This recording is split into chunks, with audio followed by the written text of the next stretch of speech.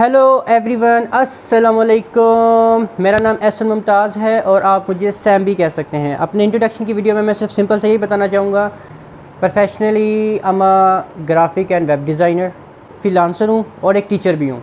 पिछले 4 साल से मैं ऑनलाइन अर्निंग से रिलेटेड फील्ड का हिस्सा हूँ। तो ये था मेरा छोटा सा इंट्रोडक्शन। अब आते हैं इस चैनल के एम पर।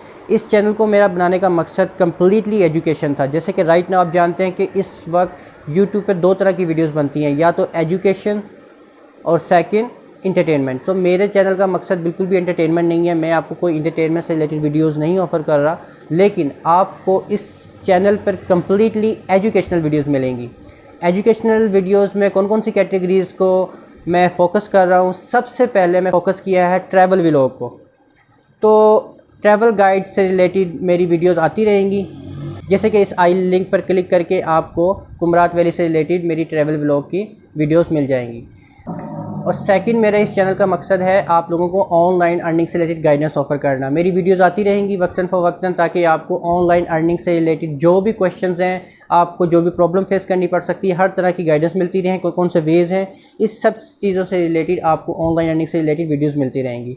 तो मेरा 2 मकसद आपको मैंने बता दिए। जो चैनल का मेन मकसद है, first travel guide to the tourist points and the second is online earning videos.